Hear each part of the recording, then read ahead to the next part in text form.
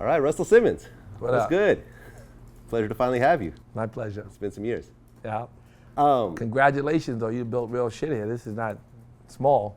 Thank you. We've been trying. This is since 2007. There's a lot of fray you had to cut through to do what you're doing. I mean, a lot of people want to do what you're doing. Yeah, I mean, being consistent for 9 years now. Yeah. I think that's what got us here. That's right. Consistency. Congratulations on your hard office work as well. Thank you. You know, this is a lot bigger than the original ADD. When Steve Rifkin called me in originally, it was like a little. Yeah, it's growing a little bit, but you know, it's cost me a lot of money to make it happen a little faster. You did yours organic. You did it the right way. Thank you. But I'm glad that we're building because we all want to have influence and change the world for the better. So yeah, I'm glad to be here with you. What's up? We're the new media companies. You know, we're actually, you know, changing how people consume media and how news is delivered. So, new book, The Happy Vegan. Yeah, The Happy Vegan. Let me spit some on it because I know that you have questions, but I probably answer a lot of them just by rambling. Okay. The truth is, I've been a vegan for almost 20 years. I got it through my yoga practice because just the basic idea of causing less harm and being halfway compassionate. Most of you niggas can't choke a chicken, right? You can't, right? Really, much less would you be part of the abuse and the karmic disaster that kills almost 100 billion animals per year through rape and other kind of factory practices. They birth them into this suffering, and the suffering is short and really abusive. And then they stuff them with antibiotics and Prozac and growth hormones, and then they poison the planet because it takes all the resources. And then they poison the people. And the thing that the book is about is more about the poisoning of the people, because most of y'all, you know, even myself, a lot of us are kind of selfish. Like, we want to know, you know, what's it doing to us? And the real truth is, the animal product is killing us. 50% of black women over 20 years old got some kind of heart disease. Wow. Only 12% of them know it. Something like 12% know it. That's crazy.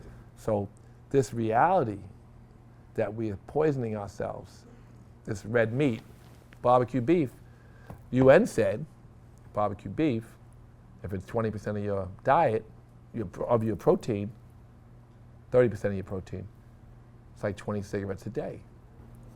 None of y'all want to give your kids 20 cigarettes a day, so you shouldn't give them a hamburger and a steak. So these kind of basic bombs that I could drop on you about the poison that they, like the FDA telling you milk does a body good, when 85% of Jews are lactose intolerant and don't digest the calcium that they claim that is in the milk. It is in the milk, you just can't get it. You kill calcium trying to get the calcium, is what some people say. A lot of research says. And then black people, 80% lactose intolerant, right? So if you came over to Nina, the Pinta, Santa Maria, I don't fuck where you came from, you're probably lactose intolerant. And none of you will benefit from drinking milk. It does not do a body good. So that's just real talk. And it's something that science is proving, and the American government keeps feeding you bullshit. So it's kind of like people had faith in government throughout ages, and government has tricked them time and time again. I'm not saying that our government is not one of the better forms of government, but it is certainly controlled by business. And that's why they're poisoning you, because they're being told to poison you. The FDA doesn't work for you. It works for the, not consumer's interest, but instead it works for the business interests. And also, another fact, Peter said $38 billion goes to underwrite dairy and meat to make affordable food. And only 13 or $17 million goes to vegetables. 38 billion, 17 million. Now, the problem with the food is that the animal product that they make is a destruction of the planet, for sure. No greater cause of global warming at all. No greater cause of global warming at all, not even close, to the cows.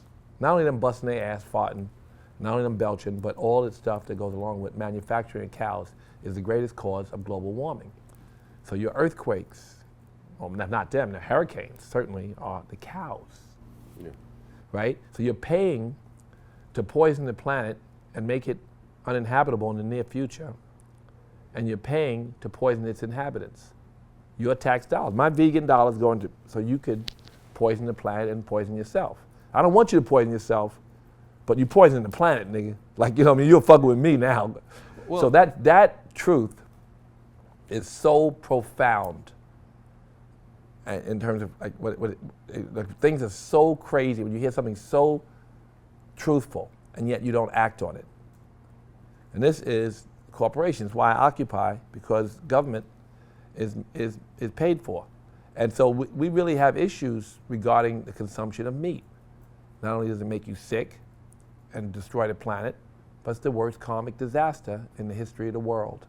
100 billion animals made to be born through factory practices, rape, whatever the fuck you can come up with, anything you can think of. All of that, just so you can poison yourself. So that karmic disaster is the greatest and worst, and inflicted on, what the fuck they mean by dominion over the animals? How dare the Pope come and tell you a woman can't get in the pulpit, as nice as he said it, and tell you God's going to get you for being gay, but don't mention, which was very clear. You know how scripture can be translated in ways that promote violence and stuff like that?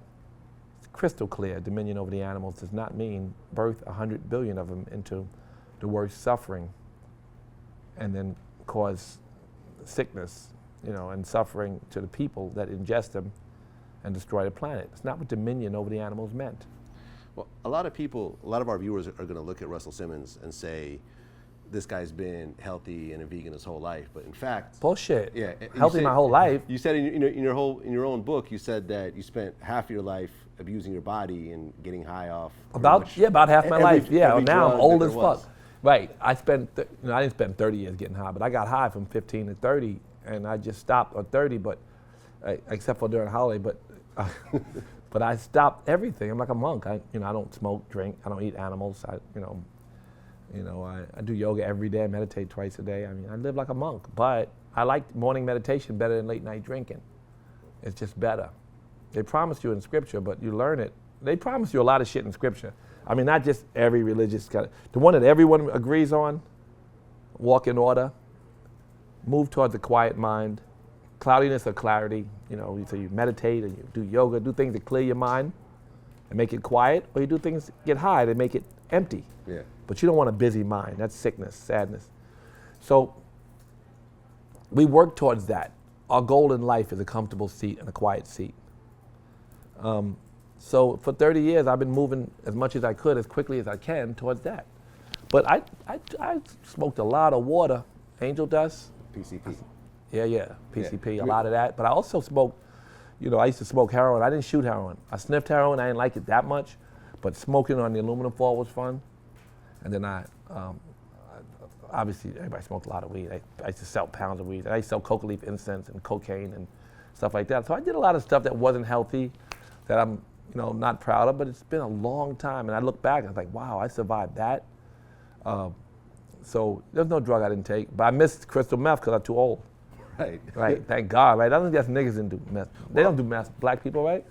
I mean, PCP is kind of a serious one. I mean, we just interviewed. PCP is worse than the heroin. Yeah. I mean, we just interviewed. I smoked a lot of that shit. I just regularly. Big Lurch. You know who that is? Yeah. Who's Big Lurch? Big Lurch was a rapper who got famous in the Bay Area, who got high off PCP, and ended up eating a girl. Oh, he ate a girl. He actually ate like her chest. Yeah. Allegedly, and then he has life in prison. I just interviewed him in prison. For smoking water. He doesn't even remember what happened. But right. They found pieces of human body inside of him, and she was dead. And, you could smoke water and you would really go crazy. We interviewed Christ Bearer, who's kind of an affiliate of Wu-Tang. You did a whole story of PCP? Well, the whole Wu-Tang was waterheads. Well, I don't know. They admit to it. They right? admit to it. I think RZA was a waterhead and admits to it. It was like that was like a cult. They used to be like chill all. Smoke a lot of dust, yeah. Christ Bearer got high off PCP and couldn't get a hold of his children's mother and felt that his penis was the reason why he cut his dick off. I remember that. Oh, he's from the Wu-Tang, yeah. Yeah, and jumped out of a window trying to kill himself. So you cut your dick off, that'll make you jump out a window. Right. No, dust is not good. I'm not saying that dust is good. I'm just saying I smoked a lot of dust. I mean, how did you go from taking all these drugs to saying I'm not taking any drugs at all? Because I think I like morning meditation better than late night drinking. I like clarity over cloudiness. It's fun. And the reason you get cloudy is so you don't have noise, so you can be clear. So it's kind of a circle, right? It's the same shit, like we're all seeking a comfortable seat. So if we wipe our mind clean and make it cloudy and numb, then it's kind of like a little bit of freedom. But if we meditate, come out of a yoga class, you sweat like a slave and you meditate, open your eyes, oh shit. It's not high, off balance, it's wow, look how beautiful the world is. Ecstasy is a good example. Like you take X, I used to take a lot of X, at New Year's Eve, days even after I started getting sober. That second, when you're high on X, it's like there's all this noise is gone and the freedom is the present moment. We do things to promote presence. Happiness is in the present. When a joke comes, it tickles you and you giggle. Like, oh shit. And the past and the future disappear and you have a second of presence. This is why we play music, because it takes away all the noise. A noisy mind is the cause of sickness, and a quiet mind is the cause of happiness. Yeah. So that's just real. That's in every scripture, taught over and over again. The state of yoga is yoga chitta vritti nirodha. That translates yoga, a state of God consciousness, or nirvana, or samadhi, or Christ consciousness, whatever you call that shit, heaven on earth, is when the mind is quiet. The cessation and the fluctuation in the mind is God consciousness. So that's what we all chasing, and it's in every scripture. It ain't just yoga, it's just everybody. All the prophets promoted it, and they promoted it because they were wise and realized this is what we were seeking. We ain't looking for nothing else. There's no money. Wait till I get that, oh man, I get that check. No. It's gonna be a second where you have a little ego, but it's not gonna quiet the mind. How many seats can you sit if you get rich, how many seats can you sit your ass in at one time? How many seats you got? One seat at a time. So life's goal is a comfortable seat, quiet, comfortable, awakened seat. That's it. So you're saying that having a certain amount of money doesn't bring happiness at all? Because I would actually disagree with that. You can disagree with it if you want to. Yeah. But money has nothing to do with your happiness. There's a man in a shanty house who wakes up in the worst, terrible environment. He meditates, goes out, his own job the whole fucking day to get a piece of bread, something to sustain him. Goes around, speaks to the townspeople. He don't get bread, they give it to him, they love him, right? He's a good dude. He has a good time, he speaks to everybody, does everything. Lives life, goes back to his place, meditates, goes to sleep. There's a banker who wakes up. The stock market goes crazy. This nigga says, oh, I'm gonna celebrate. Oh shit, I'm balling. That nigga's balling, right? And then the market crashes. Sad. This emotional roller coaster. The world is constantly moving up and down. You have to keep equanimity in mind. Yeah. Happiness. People think, oh, he's cool, that's not happy. This idea of mind fluctuating from extremely happy to extremely sad, or jumping up on the table and all, that's the bullshit. There's no happiness in that. Happiness is in seeing beauty everywhere. That's real, sustainable happiness. And of course there's a moment that makes you laugh. It's just the moment that took all the noise away. Have the noise gone and see what happens. Imagine living in a space where you can see God's beauty in all things. That's enlightenment. That's what you're trying to get, not a shot of excitement. Well, not exactly a shot, but I know from my own personal... So money's gonna make you happy when you get all this paper, right? Well, it's not really having all the paper. Sneakers is brand new. They nice. It's the Yeezys. I'm not homophobic. Those are Yeezys? Yeah, these are the Yeezys. Those are the sneakers? Yeah. Oh my God, you gotta call him and get a pair of sneakers. Ming Lee's birthday, she is bugging me and driving me fucking crazy. Ming Lee, that's the sneaker I could get her? This is one of them. It's the Yeezy 350s, the low tops. Those are the sneakers I get her? She's got the picture on my, here, there's a picture of the sneakers she wants from Yeezy. Text me? Yes, under her name. It's a couple days old, and I promised her. And Lucy was like, you better get her sneakers, you're a shitty dad in the background. Just trying to, your girlfriend be trying to be panded to your girl, right. Your daughters. Because she's young, trying to make friends with, and yeah, I want a pair too. No, bitch, you're not getting them. But Ming has to get them, it's her birthday. And if she wants them, if I can get two, get Lucy a pair. Yeah. They make these in girl sizes too, so, It's like kind of girly right now and shit. Things are kind of girly. I love Kanye and I love everything about him. But I don't like them sneakers in particular. The one she sent me look cooler than that. I was just Those making black fun of ones. them. There's also How high much them tops. shits cost? Retail or resale? Retail 200. How much resale? Like 1,500. Oh, word? I'm not, that nigga better. I've seen them go for like 3,500. Okay, those sneakers cost 1,500. Let me just tell you about those sneakers. Yeah. Them motherfuckers look like I could make them shits in Hong Kong for $1. I mean, they probably do make them for I $1. tell Ming Lee, I take her shopping, I buy a Chanel scarf, because when you're a dad, your kids in boarding school, Yeah. do whatever the fuck they ask, Right. especially they're rich kids. And they get A's, and they're perfect, and they're wonderful. But then I take them out in the street, I see a handheld scarf. It's so beautiful. So beautiful. I mean, handmade, beautiful scarf. Mm-hmm. It's $100. Beautiful. And you're buying this bullshit Chanel scarf, or you get this fucking Hermes bracelet. Yeah. It's plastic. Not that precious metal is precious, but if it were, it's plastic any fucking way. It's an Hermes bracelet. Yeah. You think a Hermes bracelet's gonna make you happy? You don't want to admit to that, but you admit other shit, right? What I am going to admit What's gonna to- make you happy with your money? Buy some water for some in Flint, maybe. Okay. Maybe. I think what makes me happy is that when you have the ups and downs of life and things hit you unexpectedly, and you have a bank account that can support you through the ups and downs, and you don't have You can to only sit your ass in one seat at a time. right. But having Fuck how rich you coming are. coming from no money to having I come a from the reasonable- hood, nigga. Me too. Hollis, it wasn't that terrible, but it was a lower middle class neighborhood until heroin hit it. Then it became really bad. I was Russian immigrants, first Russian generation. immigrant. So what does come that from mean? literally from nothing. Look, I mean, what, potatoes? You have potatoes? Yeah, we have potatoes. What else with it? I'm saying that. I mean, at the what time is- we moved, we really? didn't have potatoes. The meat that they Yeah. gave you when you got rich poisoned you. What can they give you in the world that would make you happy? Stability. Stability, nigga, you get hit by a car, you ain't no when you- stability. Fuck well, out of I mean, here. when you have What nothing, stability do you have? Stability. I have a good amount of stability. You know, as my You life mean money? changes, huh? Like money? Yeah. I mean, but as unexpected things happen, as family situations happen, as business situations happen, Family shit. I'm able to weather it all because of all the work that I've done up to this point. Whereas at the point when I was broke, one bad situation, You'd be can really what? fuck you up. How fuck you up how? Tell me what it did to you. I've been homeless before. How was that? It sucked. Like, wow, homeless. Yeah, it was the worst. Really, God's watching like this, because if you're a God, you'd be like, oh shit, homeless. Let me try that out. It's just a fucking game, kid. There's nothing they can give you in the world to make you happy or unhappy. Nothing. Your inside, your perception of happiness is all that matters. The happy homeless guy is shitting all over your rich ass in the game of life, because he gonna check out and you're gonna check out. None of y'all niggas gonna make it out of here alive.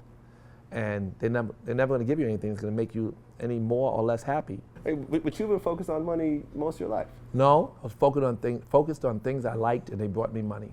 I never did success with nothing I didn't love. Okay. I love empowering these comedians. But you I became love, rich. I became rich making music. Making music and your other businesses. Making I cash, made clothes, I loved it. right? Now I'm happy I'm shipping my clothes at Penny's. I'm giving all the profit away. And my clothes will be the quality that they were at Macy's, and they hit Penny's, they're gonna be a fucking smash, we hope, and I'm gonna give the money away. And they'll be wearing all culture, it's gonna be fly, if that's what if they fuck with what I make, right? They can go to Penny's and buy it. Cheaper. I don't really think that it matters. If your shirt costs more and it's the same fucking shirt. It's the same shirt, it really doesn't matter. There are fabrics that you kind of think is kind of nicer. Right, because some Right. fabrics are nicer. Some fabrics are not. Your cashmere sweater is not beaten up on the fleece. The soft fleece sweater, that's but- kind of like, it's not The softer cheap than your polyester fleece. stuff that gives you the rash as opposed to the nice linen. I mean, I get a rash fucking with cashmere, nigga. Wool Yeah. fucks with me. Animals, wool fucks with me. It makes me itch. I'm just telling the truth. Nothing makes me itch but wool. Well, you said making money is a pedestrian activity. The challenge is in creating a product or service that the world really needs. That's good. Make products the world needs. Yeah? My man's just talking about this product he has that creates clean water that is also being used around the world. It should be in Flint Yeah. right now rather than plastic bottles. We got to get him to Larry today, to Michael Skolnick today, Sagan. And you're involved in the whole Flint situation pretty heavily. I am now. I went yesterday. I just learned about it. I bought about 150,000 bottles of water, and I met and visited some people, and all the shit the governor is saying is bullshit. 100 people. There was 100 people. I saw 500 people, who I know had lead poisoning. I saw kids. I went to one house. One woman had 3 kids, all twisted. I think people don't really know your background that well. I always talk about my background. They always want to know. Although on Tax Stone, he's like, yo, how much drug did you sell? How much coke did you sniff? How much? That kind of stuff has been like, people like to go into it. They rehash it a lot.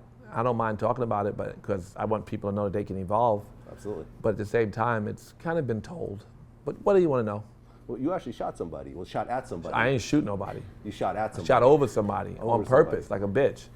They had like shoot that. I was like, oh shit! I shot over him and he got away, and they killed him and his brother the next day, robbing a liquor store.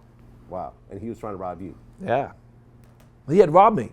Oh, he had robbed. And then we saw him like a week later. He came to Hollis. Nobody, you don't rob drug dealers in Hollis, so they did rob me, and we all saw him, chased him, and they gave me the gun. Like there wasn't that many guns back then. Everybody didn't have a gun, and they gave me a gun like 15. Like I shot over his head, he escaped. It's the only time I ever held a gun. I don't believe in guns at all. Yeah, I just interviewed G. Depp. You know about his story?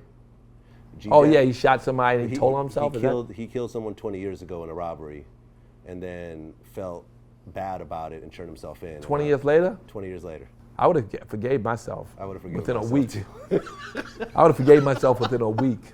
Even today, I would suffer ongoing, but I would not turn myself in, no, especially he's in a cage. If nothing you can do about it. I don't even believe in the rehabilitation as we promote it anyway. Yeah. Self-realization is rehabilitation, and you need to give people the tools to find out what's going to make them happy and whole. And giving good, being good, doing good things, inspiring others, lifting people up, all those things, those are the tools to lift yourself up. Mm-hmm. And if you don't know better, you won't do better. Like I said, morning meditation is better than late night drinking. So people who need to be taught to live better, to be better, not to want to hurt other people, that's rehabilitation, rehabilitating their sickness. So G-Dub, he must have just struggled with it. G-Dub. Yeah. Yeah, I remember when he turned himself in. That's a while ago. You stay in the prison, huh? Yeah. Fucking with people. Yep. That's good. That's what I do. The reason I wrote the book was because 50% of black women over 20 have some form of heart disease. And the federal government is poisoning you by lying to you, by allowing you to believe stuff like FDA says milk does a body good. That's a lie. If you're Jewish, 85% of you are lactose intolerant. And you even said that a vegan diet will increase your life by 13 years? Well, the research says 13 years, but I don't know. I mean, a vegan diet accompanied with meditation and healthy activities may increase your life by 30 years. Right, because you're almost 60 right now. I'm almost 60. You're 58? I'm 58. Yeah. I don't feel old. You don't look old. I got a picture of me from 33 years ago. You've probably seen that, right? I always put up on Instagram. I think it's funny because that's me, right? And I think, you take care of yourself. They find now in science journals that meditation, there's this cap that comes on your cells. They stop growing and they start shrinking as you get older. That through meditation, it can open the cap. And then through a regular asana or physical yoga practice can also open that cap. And they find that diet can reverse the carcinogens that you've ingested, lower your cholesterol, change whatever heart disease you have for the better, that it can get rid of the diabetes, that it can change all of this. It can reverse all the damage that you've been doing to yourself. Even somehow flush out the meat that's stuck in you right now. Start to slowly flush out by putting green in you rather than meat. Why the fuck you want to put something in you to make you sick? For what good reason would you want to poison yourself? A lot of people are going to look at this and say, it's cool that Russell Simmons is vegan. He can afford a private chef. Oh yeah, let's answer that. Let me answer that. It's bullshit. I could barely scrape by. I'm going to answer that. It's a good question. It's a good question you're asking me about. First of all, if you cook at home, you can make a vegan diet and save $5,000 or $6,000, whatever the number is per year, which you may need. If you don't, because you'll need it for hospitals. But anyway, but you can save a lot of money on a vegan diet. But this idea that you can't eat vegan, I was in a food desert yesterday. I went to Flint, Michigan. And in that food desert, I went to the Chinese restaurant and I had curry eggplant with broccoli and spinach. Shit cost nothing.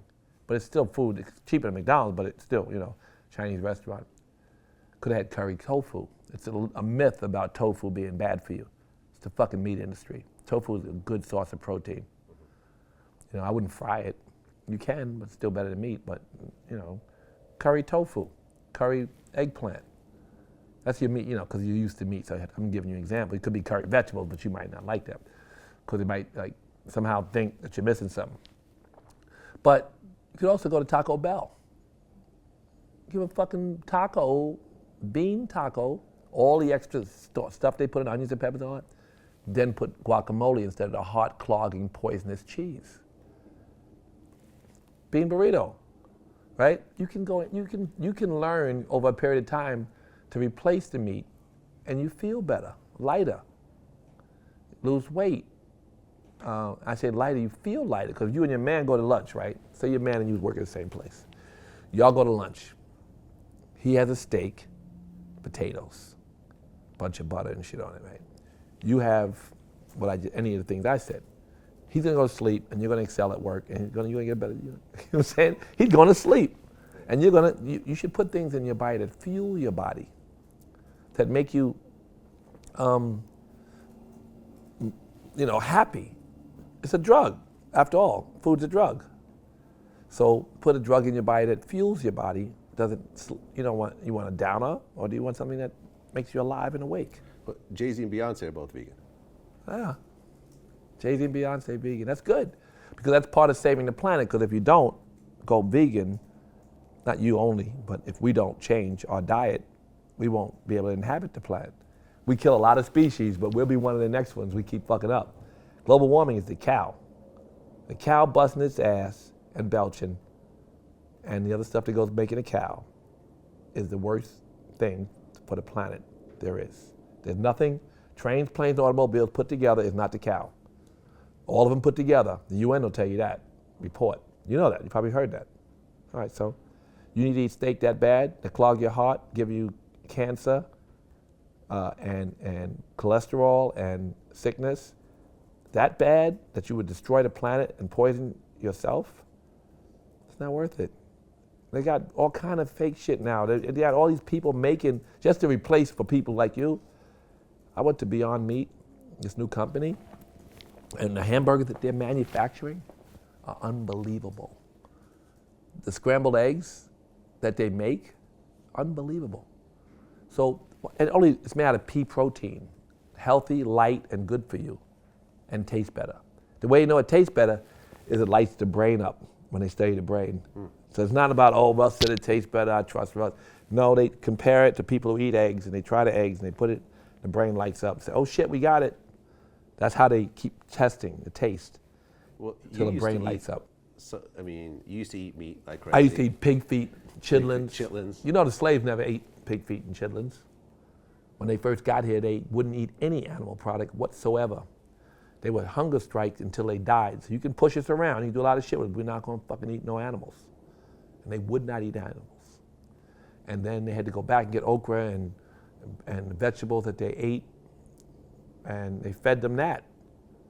Then they started giving them the chitlins, second, third generation. But at first they would not, fuck you better go back to Africa and get us some food. Right. And the Irish came here. You think they had corned beef and cabbage? No, they wrote back to Ireland. These niggas is giving us corned beef. Because the rich people rich, disgusting people ate the animals. Right? Rich, disgusting people ate the animals. And then everybody wanted to be like the rich, disgusting people. It has to do with your Chanel scarf too, versus the scarf, the handmade scarf, I talked about it earlier, right? Like my daughter and scarves. And, so this reality of expensive things not always being good, meat is not good. Eating other species, animals, is not good for humans. We're not even born for that shit. We don't have a digestive system for it. Our teeth, are for fucking. Aren't humans omnivores? No, bullshit. That's bullshit. Once in a blue moon, the rich could eat. When they had the Last Supper, Jesus might have had a little piece of meat on the table, but other than that, he didn't fuck with meat. He was a vegetarian. Humans are omnivores, though. I mean, regardless of what's it's not. It's bullshit. It's not true? It's bullshit. I mean, the fact that you could process meat makes you an omnivore. It's not a choice thing. I mean, like you can process plastic, nigga. What the fuck you talking about? Process plastic. You process a lot of bullshit you're not supposed to eat that's bad for your body. Are you kidding me? Just because you can process it doesn't make it good for you. Certain animals, like a cow, can't eat meat. It can't process. What the fuck? They give cows cow food all the time. They chop up fish and give them to cows now. They chop up fish? They take the fucking sea creatures and make it part of the cow food. You fucking kidding me? That I didn't know. You didn't know? But did you know they give animals to eat that are vegans all the time as part of their growth process? Okay, that part I don't know. But salmon are eating fish now. So what do you think super salmon are made of? The shit the president's promoting. That's why the super salmon might turn to. The president just signed it. You know that, right? Super salmon grows really fast. Salmon is the number one by far consumer of antibiotics of all the animals. Okay. All the farm raised salmon and all that kind of stuff? Full of antibiotics, growth hormones. And now they got this other fish they put in the fish, that way the fish grows. So now it's consuming fish. And that super salmon is going to be on your plate soon, that big ass piece of salmon. And it might be, they already say before it came out, it might cause cancer. This is all money feeding you bullshit. I think I said that $38 billion of towards meat and 17 toward vegetable. This is the lobbyists. You pay a politician $1 million, he'll pay you $1 billion. That's the best investment corporations can make is in our politicians. And it's until such time that people are aware of the harm that they cause or the lies that they tell, they continue to tell them. So I want to be a truth teller as much as I can. No, you're not meant to eat meat. You're just not. And, people ate meat in small dosages, very small dosages. And even the Chinese and other kingdoms and places, they had alternatives to meat that they would go through 6 months eating. That's why the Chinese don't have all the good vegan stuff, because those kings had made them make food without meat because they thought it wasn't healthy. You know the China study, have you read it? No. I mean, you haven't read it. I haven't read the whole China study, but it's, a lot of our research comes out of there. It's the most conclusive proof that animal product is not good for you. I don't give a fuck if it's farm raised, which there is none, almost none. Right. Or whatever it is. It's just no way that it's good for you. And in America, the American factory farming industry is pure poison. And if I say this, and if it's not true, they will come get me like they tried to come get Oprah. If I say that, remember they sued Oprah, the beef industry? No, I didn't know. What happened? The beef industry sued Oprah. She won. It was a big, expensive lawsuit. I can't even afford the lawsuit she went through. I ain't rich as they say. My ex-wife is rich, but I'm not that rich. You know what I mean? Like, your ex-wife is richer than you. Well, she's married well again too. She's great. Yeah. She's fine, but never mind that. She's fine. My wife is fantastic. My ex-wife, she's an amazing mother and she's very wealthy. Yes, okay. Unrelated to my wealth. Right. But the point I'm making jokingly is that I don't want to fight the meat industry. It's a multi-$100 billion business. I don't want to sue them back. I have to counter-sue them for lying. I don't know how many animal rights people could afford to help me do this either. This is a big deal. So I have to be careful what I say. Peter told me that. They have research. They have to be careful too. Everybody who comments. You know how bad the animal industry is? If you go right now and film the manufacturing of those lives, you can go to jail as a terrorist. You can come in this office and film anything you want, and go outside and sell it, talk about it, whatever. You won't go to jail. You go inside the factory farm and film the footage. Some places you're a terrorist. Really? Yes. They are in complete control of the information you get. Some of you see stuff, the stuff that Mercy for Animals sneaks out of there and with the, and puts online. A lot of our viewers are going to look at Russell Simmons and say, this guy's been healthy and a vegan his whole life, but in fact, bullshit. Yeah, healthy my whole life. You said in your own book, you said that you spent half your life abusing your body and getting high off. About half my life. Yeah, now I'm old as fuck. Right. I didn't spend 30 years getting high, but I got high from 15 to 30, and I just stopped at 30, but except for during the holiday. But I stopped everything. I'm like a monk. I don't smoke, drink. I don't eat animals. You know, I do yoga every day, I meditate twice a day. I mean, I live like a monk, but I like morning meditation better than late night drinking. It's just better. They promise you in scripture, but you learn it. They promise you a lot of shit in scripture. I mean, not just every religious kind of, the one that everyone agrees on, walk in order, move towards a quiet mind, cloudiness or clarity, you know, so you meditate and you do yoga, do things that clear your mind and make it quiet, or you do things that get high that make it empty. Yeah. But you don't want a busy mind. That's sickness, sadness. So we work towards that. Our goal in life is a comfortable seat and a quiet seat. So for 30 years, I've been moving as much as I could, as quickly as I can towards that. But I smoked a lot of water, angel dust. PCP. Yeah, PCP, a lot of that. But I also smoked, you know, I used to smoke heroin. I didn't shoot heroin. I sniffed heroin, I didn't like it that much, but smoking on the aluminum foil was fun. And then obviously everybody smoked a lot of weed. I used to sell pounds of weed. I used to sell coca leaf incense and cocaine and stuff like that. So I did a lot of stuff that wasn't healthy, that I'm, you know, not proud of, but it's been a long time. And I look back and I was like, wow, I survived that. So there's no drug I didn't take, but I missed crystal meth because I'm too old. Right. Right, thank God, right? I don't think that's niggas that do meth. They don't do meth, black people, right? I mean, PCP So is kind of a serious one. I mean, we just interviewed PCP is worse than the heroin. Yeah, I mean, we just interviewed. I smoked a lot of that shit. I just interviewed Regularly. Big Lurch. You know who that is? Yeah, who's Big Lurch? Big Lurch was a rapper who got famous in the Bay Area, who got high off PCP and ended up eating a girl. Oh, he ate a girl. He actually ate like her chest. Yeah. Allegedly, and then, you know, he has life in prison. I just interviewed him in prison. You know, For smoking water. Yeah, he doesn't even remember what happened, but Right. they found pieces of human body inside of him, and Yeah. she was dead. And You could smoke know, water and like you would really go crazy. We interviewed Christ Bearer, who's kind of an affiliate of Wu-Tang. You did a whole story of PCP? Well, the whole Wu-Tang was waterheads. Well, I don't know.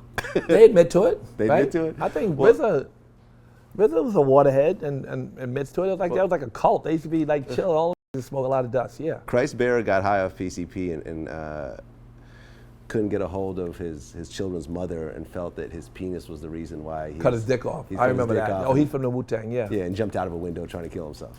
So You cut your dick off, that'll make you jump out a window. Right. No, dust is not good. I'm not saying that dust is good. I'm just saying I smoked a lot of dust. I mean, how did you go from taking all these drugs to saying I'm not taking any drugs at all? Because I think a lot I of like people. morning meditation better than late night drinking. I like clarity over cloudiness. It's fun. And the reason you get cloudy is so you don't have noise, so you can be clear. So it's kind of a circle, right? It's the same shit. Like we're all seeking a comfortable seat. So if we wipe our mind clean and make it cloudy and numb, then, you know, it's kind of like a little bit of freedom. But if we meditate, come out of a yoga class, you sweat like a slave and you meditate, open your eyes, oh shit. It's not high, off balance, it's, wow, look how beautiful the world is.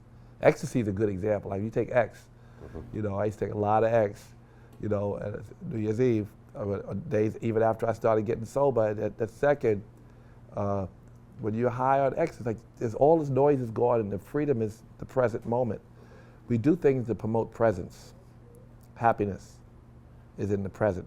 When a joke comes, it tickles you and you giggle. It's like, oh shit. And the past and the future disappear and you have a second of presence. This is why we play music, because it takes away all the noise. A noisy mind is the cause of sickness, and a quiet mind is the cause of happiness. Yeah. So that's just real. That's in every scripture, taught over and over again. The state of yoga is yoga shita friti nirodha. That translates. Yoga, a state of God consciousness, or nirvana, or samadhi, or Christ consciousness, whatever you call that shit, heaven on earth, is when the mind is quiet. The cessation and the fluctuation in the mind is God consciousness. So that's what we're all chasing, and it's in every scripture. It ain't just yoga, it's just everybody. All the prophets promoted it, and they promoted it because they were wise and realized this is what we were seeking. We ain't looking for nothing else. There's no money. Wait till I get that, oh man, I get that check. No. It's gonna be a second where you have a little ego, but it's not gonna quiet the mind. How many seats can you sit if you get rich, how many seats can you sit your ass in at one time? I mean, how many seats you got? One seat at a time. So life's goal is a comfortable seat, quiet, comfortable, awakened seat. That's it.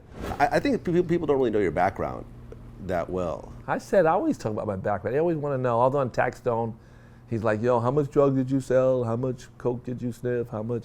That kind of stuff has been like, people like to go into it. They rehash it a lot. I don't mind talking about it, but because I want people to know that they can evolve. Absolutely. But at the same time, it's kind of been told. But what do you want to know? Well, you actually shot somebody. Well, shot at somebody. I ain't shoot nobody. You shot at somebody. Shot over somebody Over on purpose, like a bitch.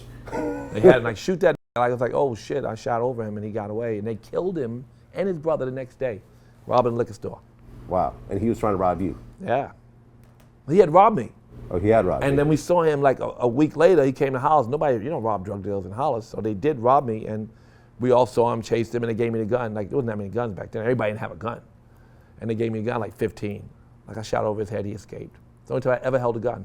I don't believe in guns at all. Yeah, I just interviewed G. Depp. You know about his story? G. Oh Depp, yeah, he shot somebody and he told on himself. He killed someone 20 years ago in a robbery, and then felt bad about it and turned himself in. 20 years later? 20 years later. I would have forgave myself. I would have forgiven within myself a week. too. I would have forgave myself within a week. Even today, you know, I mean, I would suffer ongoing, but I would not turn myself in. No, he's in a cage, 15 to life. About it. I don't even believe in the rehabilitation as we promote it anyway. Yeah. Self-realization is rehabilitation, and you need to give people the tools to find out what's going to make them happy and whole. And giving good, being good, doing good things, inspiring others, lifting people up, all those things, those are the tools to lift yourself up. Mm-hmm. And if you don't know better, you won't do better. Like I said, morning meditation is better than late night drinking. So people who need to be taught to live better, to be better, not to want to hurt other people, that's rehabilitation, rehabilitating their sickness. So G-Dub, he must have just struggled with it. G-Dub. Yeah. Yeah, I remember when he turned himself in. That's a while ago. You stay in the prison, huh? Yeah. Fucking with people. Yep. That's good. That's what I do. Why do you think you and Rick ultimately split up? Because you still refer to him as the best producer of all time. I mean, and he went on to do incredible stuff afterwards. Like, what didn't keep you guys together to this day? Well, you know, if he's making Slayer and I'm making Orange Juice Jones, where's the common thread? It's just too different? Neither one of us. We should have been in the studio together making Run DMC. That's what I think. We should have made the next Run DMC album. He wasn't really ready to make the next Public Enemy because they didn't want nobody near them. They were like, get the fuck away from us, all of you. And they made the second Public Enemy album, was the greatest record Def Jam ever made. Yeah, incredible album. That's the best record. My Def Jam record that album is great. The one after it was great too. Public Enemy made It Takes a Nation of Millions. Defined Def Jam in my opinion. It Takes a Nation of Millions. Was the second album? Yeah. Yeah, you don't fuck with that. No. Oh, I don't think fucks with that is Ice Cube's America's Most Wanted. Most Wanted, yeah. Is in the same category. That's them. They made it's it. the same producers, yeah. Of course. Yeah. Them the niggas that made Def Jam more than anybody, the Bomb Squad, because they didn't make rock and roll or rap or mix it or what. They said, fuck that, we're gonna make some new shit. Yeah, straight hip hop. Well, yes. Beastie Boys had that in their second album too, which kind of would have really fit on Def Jam because that was a very innovative, alternative hip hop thing, and that's what Public Enemy did. That was Def Jam. To me, those are the things that define the musicality that had Def Jam being a unique, special brand. And the second Beastie Boy album is that too. And so is the first, obviously, but the second one even more. Yeah. And the second Public Enemy album, even more. Why do you think you ultimately walked away from Def Jam? I know you sold... Rick Rubin. You have to ask him why he walked away. No, not Rick Rubin, but you ultimately sold your stake in Def Jam. Why, did I sell it? Yeah. I was out. I'm the chairman. I signed Kanye when he came to the poetry show. They had to yell at me and tell me who he was. I didn't even know him. We put him on Def Poetry Jam. I was the chairman. I had signed the paperwork, but I didn't know him. I love when I first heard DMX, right? Oh shit, right? This is exciting. I met him 3 times. He became great. I loved him. As a friend, I did things with him, but I didn't really work on his career. Like I was doing Def Comedy Jam. I was doing Phat Farm. I was doing other stuff. I had smarter people than me working there. Leo was brilliant. Kevin Liles was great. Mike Kaiser was brilliant. Julie Greenwald was brilliant. I mean, I build shit, and then when everybody's smarter than me, I get out the way. So Def Jam, I was already, and it was perfect timing. I sold just in time. If it was money, If we were seeking money, we got it at the right time. Everything crashed after that. Then the company exploded, whatever, but still it crashed. And music in general kind of crashed. Yeah, the value. We sold the company, and look, they offered to buy it at 40. We laughed at them, and 18 months later, we got 115, or whatever the number. And then we got back end, and then Leo did an amazing job during that back end. I remained chairman. I think I was still running Def Jam on a daily basis. But even when Jay-Z came in, Damon Dash came in yelling. Remember, it's Rockefeller. It's Rough Riders. It's Outburst. Murder Inc. It's Murder Inc. It's Murder Inc. Irv Gotti was a trailblazer. How the fuck could we move can't breathe without him? Irv Gotti was genius. He showed me how the new niggas dance. He said, they bounce. He was bouncing. I remember I was on the Stairmaster. I'm in Malibu on the Stairmaster. He comes to my house. Leo wants to hire him. He's from Hollis. He's like, yo, I just want to meet you, my nigga. He starts bouncing up and down. Because that's how the records were playing. He said, this is how is doing the records, Russ. They sound like this. And he's bouncing, he's young. I'm like, this motherfucker.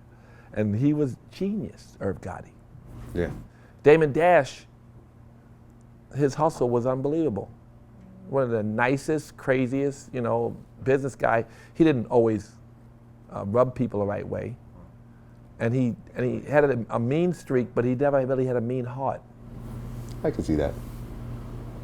I can definitely see that. How do you feel when different artists that, that you had signed over the years go back and start talking about you and saying negative things about you and so forth? Beastie Boys did it. Chuck D has done it. I love Chuck D. Everybody gets mad. Artists always get mad. It's always the right company's fault. You think I don't love Nice and Smooth? Put lead in your ass and drink a cup of tea. Don't think of jerking me royalty. First of all, I don't even buy into rap beef. I ain't never had a rap beef. And I ain't scared of nobody on the planet. I'm serious. I'm not scary like that. So rap beef never bothered me. I say, if you want to shoot me, you can shoot me, but I'm not really into that violent shit. So, I don't really have I don't have people get mad. I try to do what's right. I never do anything that I think is going to hurt people, if I can help it. So if artists get mad, they got a right to be mad. It's their job. They're artists. So I don't really get in rap beefs. And everybody who said something bad about me, ask them right now if I didn't make their friendship again. Anybody. Anybody. Name a person right now that you can call mad at me. I'm going to hit up Chuck D after this interview. Chuck D, that's my We've been making movies. I love Chuck D. He's my favorite Def Jam artist ever. Even if he's mad at me, I say that. But he's not mad at me right now. We're very close. We were at the march together. Dope. Right. Right, because in terms of Chuck D did more to change. You know how many rappers still today get some ounce of spirituality from Minister Farrakhan? That was Chuck D. Chuck D. He's the one who mentioned him in records. He made records. the march possible, the Million Man March, to some degree. He inspired so many people to take off gold chains and put on red, black, pay attention to the community. He changed the world, Public Enemy. That's the other reason I love him. He said, I rope a dope evil with righteous bobbing and even and weaving, and let the good get even. This heavy shit he said. I rope a dope evil with righteous bobbing and weaving, let the good get even. He said shit just all the time. Give you goosebumps. Yeah. Now, I know Chuck D. On top of the tracks that he and the Bomb Squad made, which were the best that we ever had at our company. But what about the whole Oscar so white thing? I think black people can join the Oscars. You got to call your white friend, because that's all that's in it, and say, I want to be a member. I'm Tyler Perry. I recommend you. Who ain't going to recommend Tyler Perry? Then you'll have a vote. I'm not worried about the Oscars. I'm not watching it. Out of respect for those who, you could have gave a nod to it. I'm doing a Black Oscars for the fun of it, spoof. What you're doing? Oh, producing a huge Black Oscars, all Def Digital. It'll be a lot of fun. Okay. Tony Rock is hosting it. Okay. I think we got a lot of jokes the Academy passed on that were too racy. Okay. And Tony Rock is hosting the Black Oscars. You like that? Chris Rock is doing the Oscars, and Tony Rock is doing the Black Oscars. Okay. And I love Chris is my man, but Tony got shit on him. But so I'm announcing now, Tony Rock hosting Black Oscars, and he's gonna shit on Chris. because you get all the jokes Chris couldn't actually use. On top of the jokes he writes himself. Okay. That's funny, right? I think that's funny. It's pretty funny. Anyway, so people should get a nod. I don't know. I mean, you can give Michael B. Jordan a nod. He may not beat Leonardo. It's Leonardo's job this time to get an Oscar. That's my man. He deserves an Oscar. Yeah, he deserves an Oscar. But so Leonardo could get the Oscar, but give a nod to the nigga. Like he deserves. Like Michael B. Jordan deserves a nod. That's crazy that he didn't get a nod. But but that's not. It's all white guys. They're picking the best. They do the best they could. They're not necessarily racist. What's really troublesome to me is the segregation in Hollywood. That if you're a black comedian, you get off the plane, and HBO's allowed me to shoot a whole pilot, probably be a series, Def Comedy again, because Martin and Jamie and Cedric and Bernie and Chris Tucker and Steve Harvey and Dave Chappelle and Cat Williams and who else? Mark Curry and Bill Bellamy and Adele Gibbons and D.L. Hughley and all of them. Look at the poster. All of them came in a moment. Nobody black came after that, period. You're talking about Def Comedy Jam. Yeah, Kevin Hart was on Def Comedy Jam. Yeah. J.B. Smoove was on there countless times. So they got a part every black person wanted. They picked cornballs. By the way, I like Keenan Peele. I want to say this first. If you start a segment, I like Keenan Peele a lot. Mm-hmm. I always diss them. I want to take it back because I feel very bad about what I've said about them. They're very funny. They're very funny. But niggas didn't choose them. Black people didn't choose them. Black people chose Tony Robbins. Black people chose, 100 comedians before he chose them. And I'm not knocking them, and I think it's great, and it's okay to have accessible comedians. But all of the cool, edgy, fun things and people and cultural elements that are not included. Like, see, music, when I put Ain't No N*** on the Nutty Professor soundtrack, everybody's like, what? Because I was black. I picked Ain't No N***, and I put it on there. Jay-Z, first record. I put that on the Nutty Professor soundtrack because I produced the movie. Right. But it was the record. See, records can go no matter what you think. But choosing an artist, you reaching around the core of black comedy to pick who you want to pick. It's arrogance, and it's ignorance, and it's a lack of sensitivity. It's not racial. And I blame the black community for not integrating. Sometimes you got to go next door and hang out with your neighbor instead of driving down the block. You live in Beverly Hills, you can go next door and hang out with Norman Lear instead of driving down the block and hanging out with your black writer that suits you too. You have to make friends. No one's going to hire you if you're not their friend in a cultural or creative business. Pretty much. So that's something I've been okay with doing. I pitched a Holocaust show. HBO told me it was too expensive. They were right. It's 13 episodes, great show, so fucking good. Great book, great idea. Really expensive. I always pitch them my ideas first because that's my job. A lot of what I do is integrated to an extent that's beyond anything anybody thought of because I like to let black stars be big. I don't like them to be segregated. So if I send a guy to Sweden to solve a crime, or if I send a white guy to a black college to win back his black girlfriend, like Legally Blonde, or if I make I have lots of integrated movies and TV shows in development, but they're very hood, but they're very cultural, but they're also very mainstream. And I think that's kind of what Walk This Way was, but it's really what we've done throughout, I've done, is get black stars pop. But the problem with Hollywood is the black agent, if he's not friends with white Hollywood, say he's the black agent and he represents Denzel. If you're not hanging out with the power brokers, then Denzel got to leave you. And then if you're Will Smith's agent and you're good and Will Smith gets hot, you should grow when Will grows too, that's true. But Will might get impatient waiting on you to make deals with power brokers that you didn't hang out with. I used to go when I was a child. I used to go to fucking, Hawaii, hang out with the chairmen of companies. Like, why is he even here? Like, he's 22 years old, or 24 years old. Why? I was there. I would hang out. I want to be with the chairmen. They were like, nice. Come on. I mean, I didn't feel out of place, but a lot of people do. Chris Rock is a person who gets along with everybody. Is why Seinfeld was in his movie for free.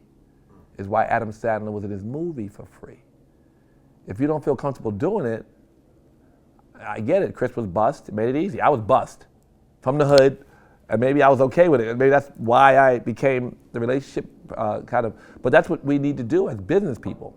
Every artist may not be able to do that, but certainly the business people, you better make friends with whoever.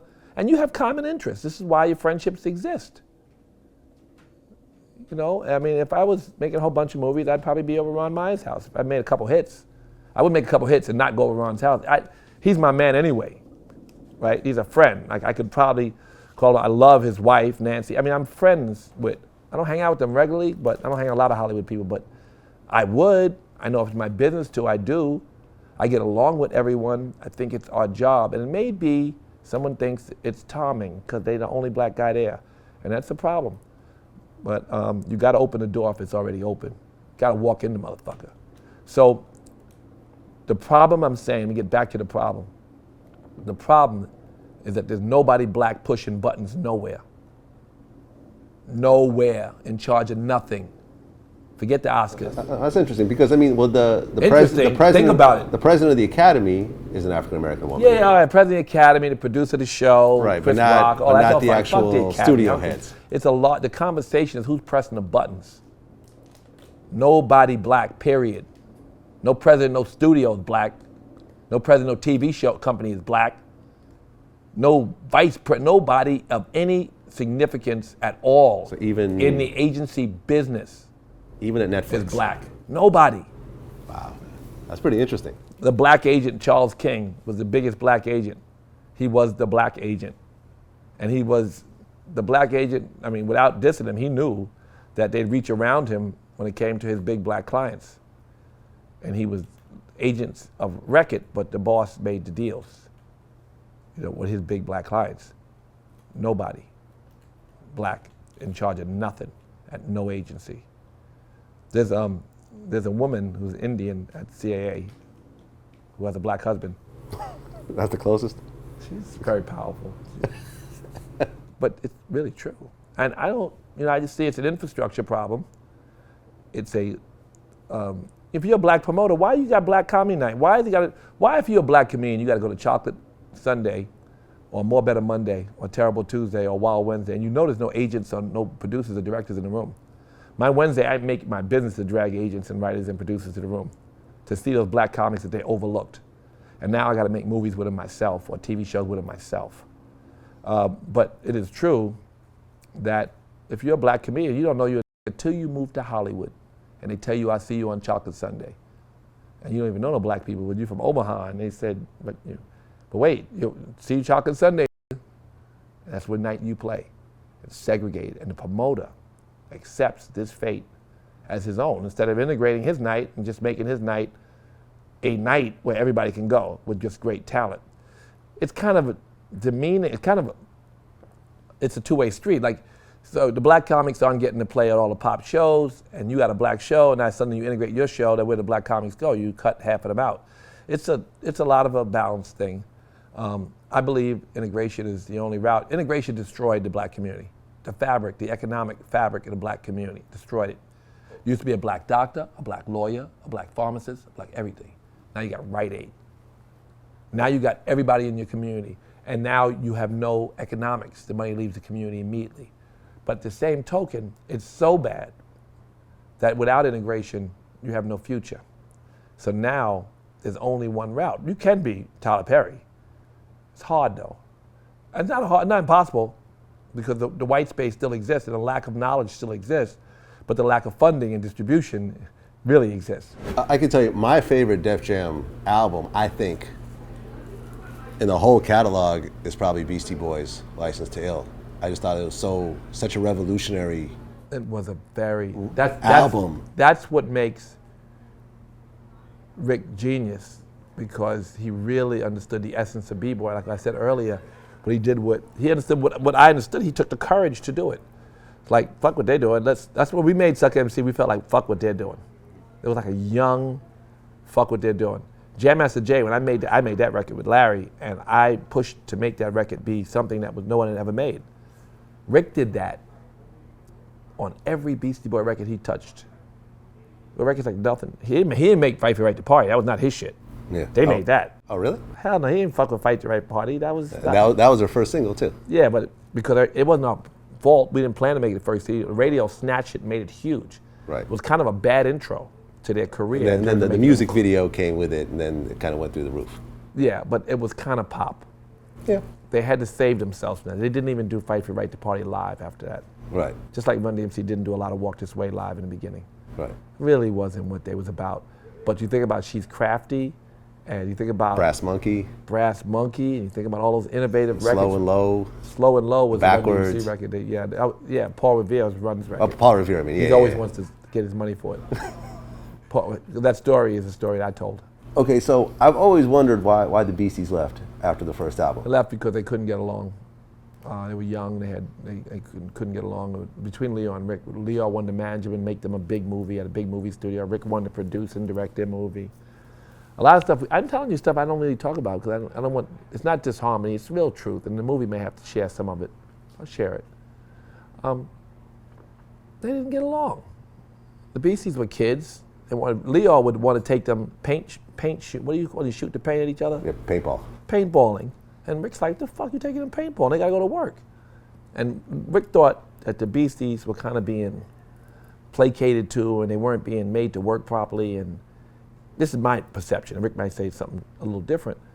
But he didn't really, and Leo thought it was his job to manage them, which managers and record companies are always in some conflict. They're not one company. They are two companies. And they have separate interests. And the Beasties and Leo were separate in sometimes instances from Rick's desires. And Rick, in some instances, felt he should control the development and the next steps. And Rick, being the genius he was, I'm sure their next album would have been greater. I'm sure that if Rick had stayed with the Beastie Boys, they'd been Eminem and greater and greater and greater. I don't know what the fuck they would have been. I mean, they got pretty big though. I mean, Paul's Boutique was brilliant. Paul's Boutique was bullshit though, because as great as it was, as innovative as it was to us, me and you, as much as we loved every stitch and all of this shit, what was it? Oh my God, there was so many great records they made. Right. But none of them records would. Hey Ladies, I think was the same. Hey Ladies, oh that was great. But but no, what's the record with the? There was so many great records. I had so much innovative video and so much innovative stuff. Yeah. It was kind of like what Run DMC, kind of when they made Tougher Than Leather, they went off and made something more core to their existence. But never going to make the size. Beastie Boys' first album sold 10 million. It's probably more than all the records put together. Right, one diamond. Right. Right. So I'm not saying from a monetary standpoint, they would have achieved much greater stature and they would not have lost much credibility because Rick would never want to give away an honesty of an artist. As he made Chili Peppers, they were not fake Chili Peppers. As he made Slayer, they were not fake Slayer, they were just better Slayer. Rick makes artists better. Kanye doesn't sound like a typical rap record, but he's allowed the freedom to be honest and broaden his creativity outside of what you expect. Imagine the Kanye record versus the Jay-Z record at the same time when they came out. Jay-Z's record sounded like a rap record. Very good, it was a rap record. Kanye's record, still right now and later will be revered as a special record. When he first heard it, he was like, what the fuck? Oh shit, it's new. Rick's new. Rick is innovative. Rick is genius. So there's that. The Beasties did make great records and it was in the punk, kind of alternative hip hop vein that they had in their heart. But he would have taken the punk, innovative, creative hip hop vein and made it better, in my opinion. But it's not made, so we don't know. But had Def Jam stayed together in the way it should have, and had Rick continued to focus on the Beasties, and if they had been able to get along as kids, both Leo and Rick, if they had been able to get along, they would have made the Beasties even bigger. They would have protected the integrity of Run DMC. Despite making them Walk This Way, Rick would also be very involved in making Tougher Than Leather, don't forget. And I used to say all the time, if you make a record that's kind of pop like it's like that, put Sucker MC on the B-side. If you're gonna make Going Back to Cali, let's put I Shot You on the B-side. If you're gonna make, let's make sure we speak to the core all the time. And I always did that as a brand builder because there is a bigger audience and it's not fake to you, but it's not core to the community. I always wanted to do both, as a brand builder. And LL thanked me for that from the stage the other day. I was amazed he even recognized it. I always would say, yeah, we gotta put I Shot You on the B-side of whatever, whatever. And I also never felt that, as much as I think that some others felt that some of his, like Around the Way Girl was not core, that was core. It's LL Cool J's Around the Way Girl. So I kind of, you know, it was in between, but I realized that there's a b-boy audience and there's this pop audience, and there was this lack of credibility when you approach the pop audience without really respecting your core. And I think, you know, some of the things were more blatant and some are less blatant, you know, in terms of them, their not disregard for, but they're not speaking to the core, you know. Well, why do That's you how think brands last 25 years like LL Cool J. That's why these brands 25 years later, 30 years later, are still alive in people's hearts, because they did things that didn't take away from their integrity, or they protected their integrity, you know, as much as they could during the time that they were still rising to a mainstream audience. Well, you've actually influenced politics before. Changed a lot of laws. Rockefeller drug laws we changed, and I got the pen when the governor signed the bill, and thousands of people came home from jail.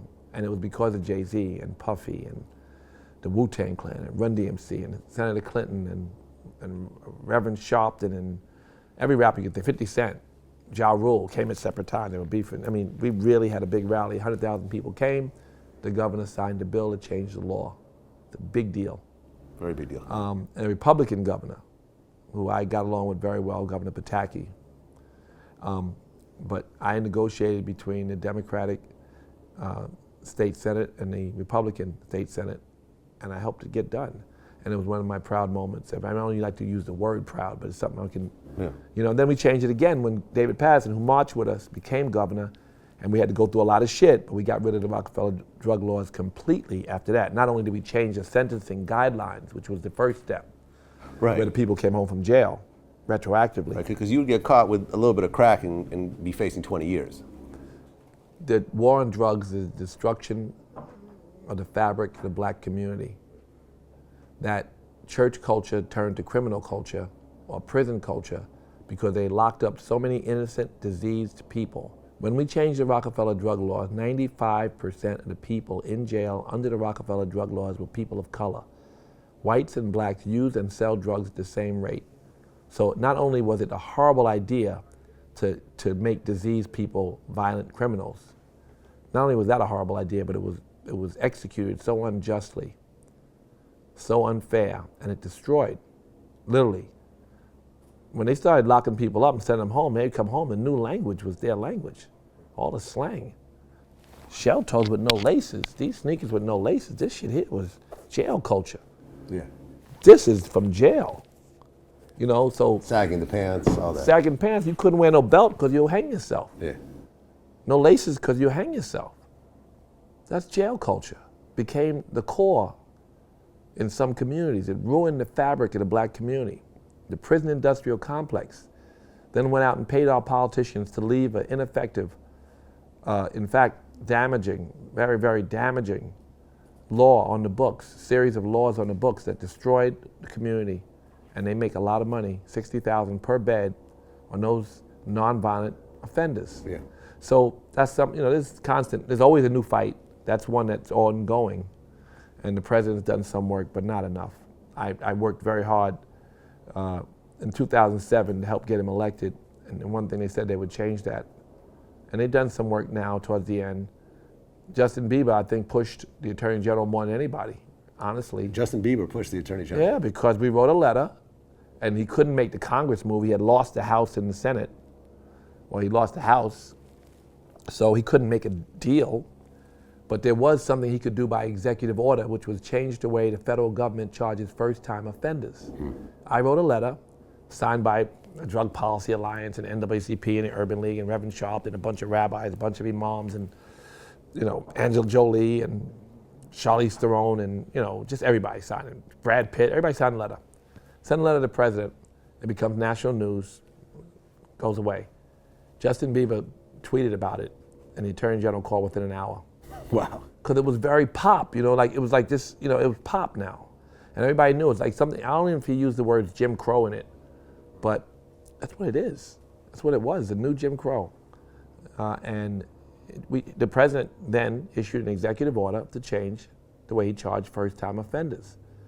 Also made changes in crack cocaine versus, I mean, baking soda should not make you go to jail for 300 times more time than the guy without baking soda. Right, because crack and regular cocaine was having completely different sentencing For the same amount. 300 times more. 300 times more. So you're jail for a day for cocaine and 300 days for crack. That's insane. So that's the average, because most people wouldn't go to jail for a little coke in some communities. So it's a really, there's a lot of issues all the time that celebrity could affect and that people can affect when they make awareness. But if not for awareness, it'll be totally up to the corporations and their best way to exploit you.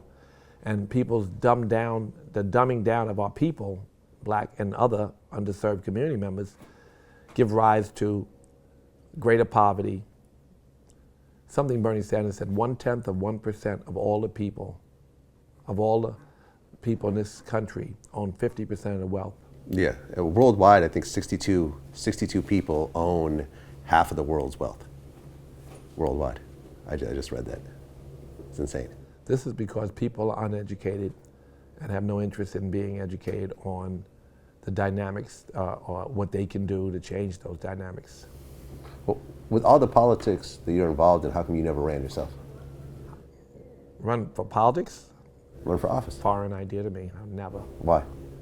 I just don't think I could be effective. I mean, everybody's.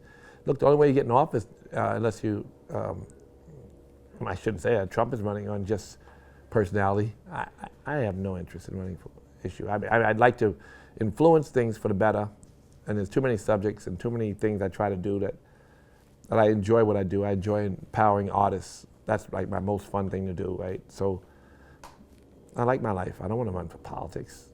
Not because I'm selfish, just because I don't think I could serve the world any better by being a politician. Well, you talk about Eddie Murphy. You produced the Nutty Professor with Eddie Murphy. Eddie Murphy actually got on stage. I was the first guy riding around on a go-kart doing nothing, black. You know that? Go-kart? I mean, producer. Oh, okay. Nobody black ever rode around and did nothing on a go-kart. Eddie Murphy could be a producer because he's the talent. Yeah. But to be a producer and ride around a go-kart, that was a white man's job. A couple of white women, but mostly a white man's job. Mm-hmm. So that was I didn't even know it. Somebody told me that. I said, Russell, what other black man you know made a $70 million movie? And the answer was nobody. You were the first one. That's insane to me. But I think hip hop did a lot of that. We walked through doors that we didn't give a fuck about. And I feel that way about Hollywood. When I walk in to pitch my Holocaust show, it's a good show. You want to buy it? Oh shit, it's expensive. You're right. It's going to cost yeah. Good book though. Yeah, but they read the book. They gave me an assessment. They said, you know what? It's too expensive. And not that exciting. It's exciting in the show itself, the story, but it's a lot of work, a lot of money. So it didn't get done. Eddie Murphy spoke out against the Oscars when he presented Film of the Year back in, I think, '84. Did you ever see that clip? No. Yeah, he actually... But you can join. The president's black. She's looking for black, join. Okay. Eddie's never won an Oscar. He only deserved it for that, for Dreamgirls, he deserved it. You think he deserved it for Dreamgirls? Fuck yeah, he was dope in Dreamgirls. Fuck yeah, Eddie Murphy deserved it. He's had so many brilliant movies. Fuck yeah, though. Eddie Murphy deserved an Oscar for Dreamgirls. I thought. Eddie Murphy's talented as fuck. I mean, if you look at, Jennifer Hudson won. Okay.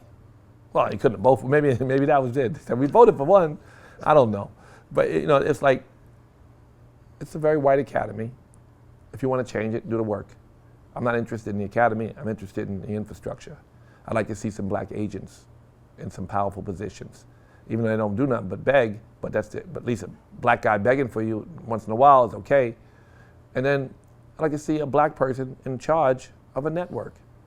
To take, every network's built on blacks. Everything. WB, CW, HBO, name a network. How do you think Showtime is Power is the best thing that ever happened to them? How do you think we're rebuilding Fox that was built on black backs? Fox was built on black backs. Power's on Stars. I said Stars. Okay, sorry. You said Showtime. Well, I thought you meant Showtime for Power. Oh, no. Power was Stars. You're right. Yeah. Right. Chris Albrecht, who built HBO on Def Comedy Jam, built it. Def Comedy Jam made HBO. Really? 50-some-odd% people of color were watching that channel at one time. Yes. The longest running show they had.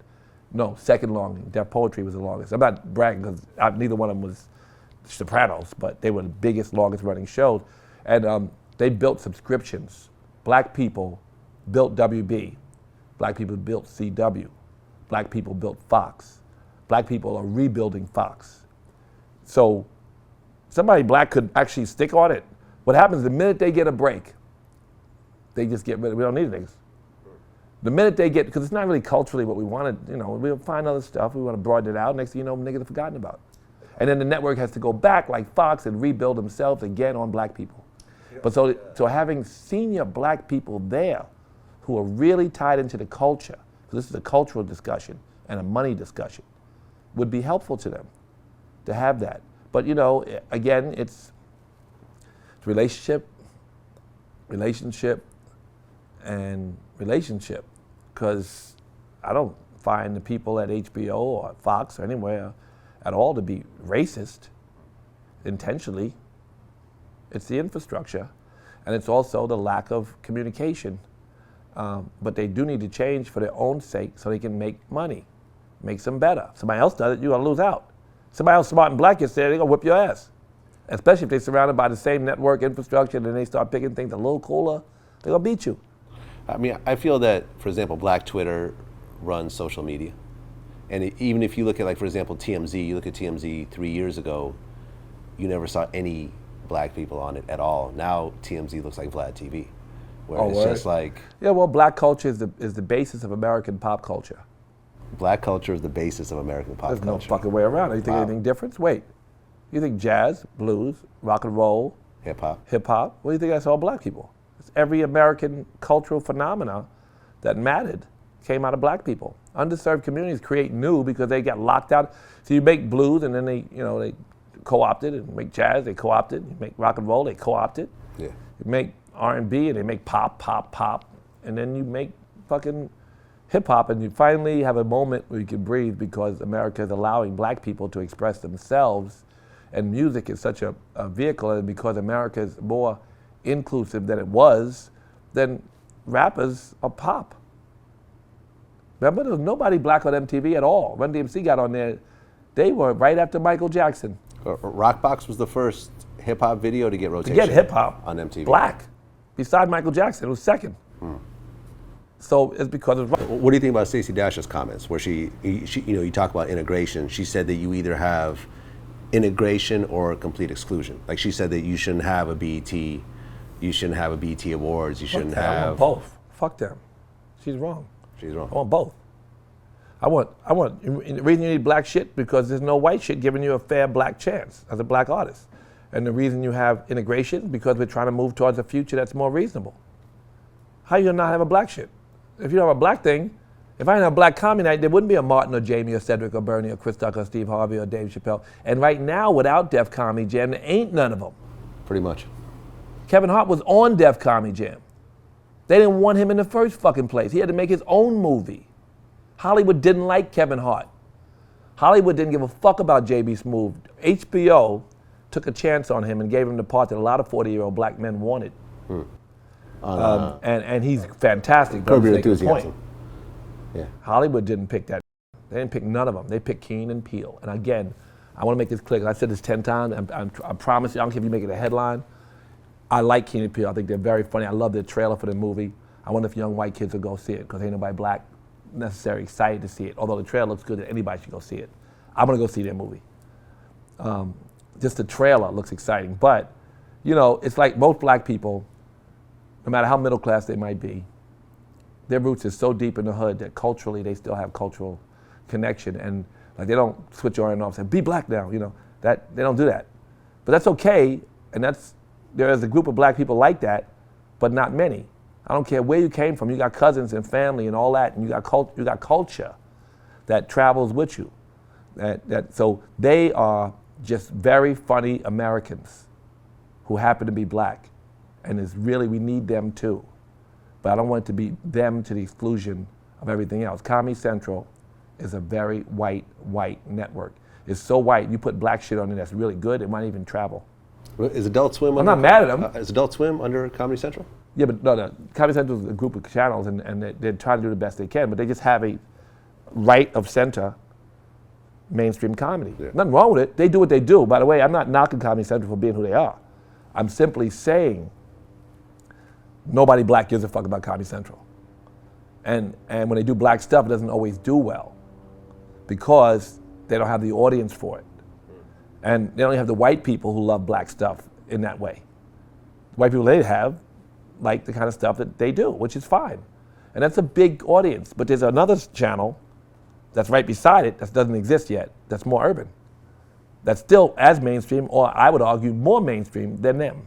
I could build a channel opposite Comedy Central, barely infringe on their audience, and be just as white as them, but be way more black than them.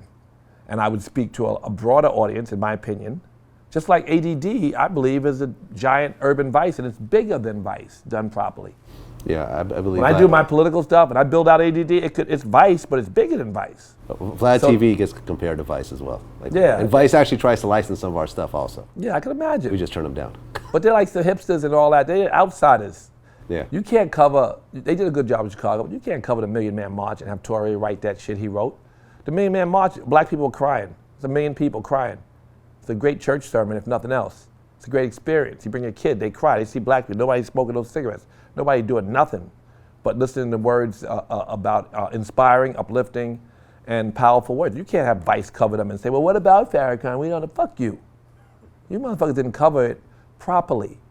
So that's okay, they covered it for their audience. They're outsiders in many cases. But nobody else really covered it though, so if you No, think no, about no, I understand they covered it. They're hipsters, See what I'm saying? they know they feel responsible. They're not bad, they're worthy in their own way. They're worthy in their own way. They're all right. I'm not knocking. Understand, my critique of other people is kind of like of other brands and businesses. It's not to knock them for not being good at what they do. Like what I said about Comedy Central, I think they're good at what they do. It's obvious. But it leaves a hole, a white space, that we want to buy into or build up or give opportunity from. And that's why I'm excited about being in Hollywood in the first place. I feel like I'm doing something different, I hope. Well, I interviewed T.K. Kirkland, and he feels that, like I said, we think the Grammy is better, but it's like you said, no one really respects the BET Awards. You know why? Because look at the way we come there dressed. They come there dressed any kind of way, but when they go to the Grammys, nobody's coming on stage with a bike. Nobody's coming on stage with jeans on and sneakers. Everybody's coming to the Grammys with there's a dress code. And in order for the BET Awards to get taken seriously, the dress code has to change where men should wear suits and ladies should wear dresses, and then you start bringing the value up of the brand. What would you rather have? 90% audience or 10? I mean, I'd rather see Jay-Z on the cover of People magazine. It depends if it's your core I'd rather audience. see Jay-Z on the cover of People than Ebony. That means he's accomplished more. He's bigger. He's more successful. We like big in the black community. And Jay-Z actually boycotted the Grammys. He was one of the main forces I behind. boycotted Grammys from the first day. Who gives a fuck about a goddamn? Remember that? We always, from the first Grammys, we boycotted, and we won. Will Smith won. He didn't go. If I remember correctly. Yeah, Will Smith won the first rap Grammy. Yeah, he didn't go either. The whole family, Rush Communications, we didn't go. Fuck them. I don't care about those award shows, but I know people do. But I understand their frustration, but I think that the dialogue should be about changing the infrastructure so that more people have access. Well, you talk about Eddie Murphy. You produced the Nutty Professor with Eddie Murphy. Eddie Murphy actually got on stage. I was the first guy riding around on a go-kart doing nothing. Black. You know that? Go-kart? I mean, producer. Oh, okay. Nobody black ever. Rode around and did nothing on a go-kart.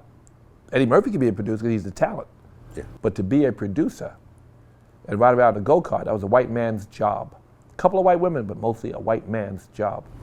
So that was a kind of, I didn't even know it. Somebody told me that. I said, Russell, what other black man you know made a $70 million movie? And the answer was nobody. You were the first one. That's insane to me. But I think hip hop did a lot of that. We walked through doors that we didn't give a fuck about. And I feel that way about Hollywood. When I walk in to pitch my Holocaust show, it's a good show. You want to buy it? Oh shit, it's expensive. You're right. It's going to cost yeah. Good book though. Yeah, but they read the book. They gave me an assessment. They said, you know what? It's too expensive.